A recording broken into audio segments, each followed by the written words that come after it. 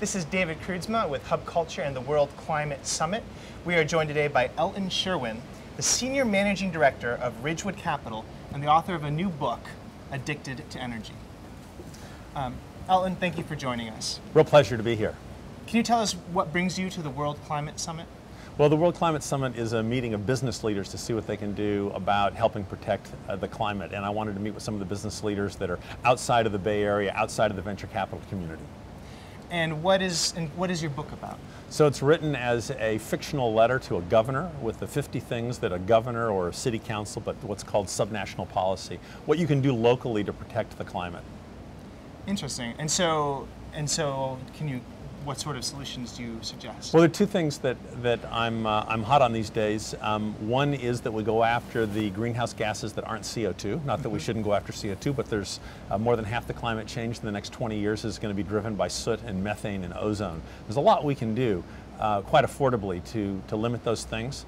And I was excited that Coca-Cola has announced this week that they are going to dramatically reduce the refrigerants, which are quite damaging to the environment, in the 10 million refrigerators that they have their name on it.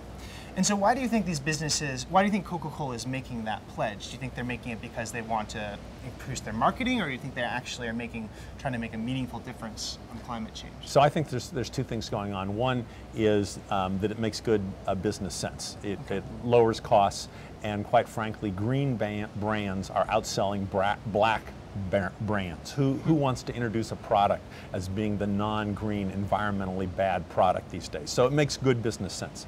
And then I think a lot of the CEOs of these companies are really troubled. You hear them reference what their children, what their grandchildren are asking them, and they've gotten to a point where they're as wealthy as they need to be for several lifetimes, and they're just troubled about their legacy. So I think we're seeing both an economic driver and also what you might call a spiritual driver in the business community. And what else do you see here at the World Climate Summit? What else do you think is encouraging about the businesses that are here? Well, that they're here, okay.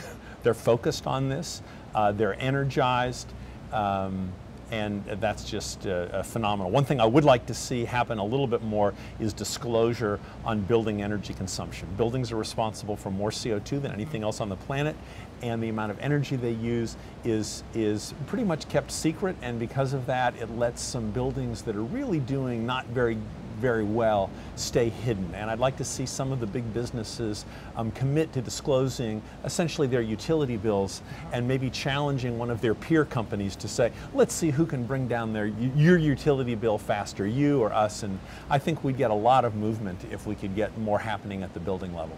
Fantastic. Well, thank you much. Great to be here. I'm David Kroodsma with Hub Culture and the World Climate Summit, joined by Elton Sherwin and the author of the new book, Addicted to Energy. Thanks for having me.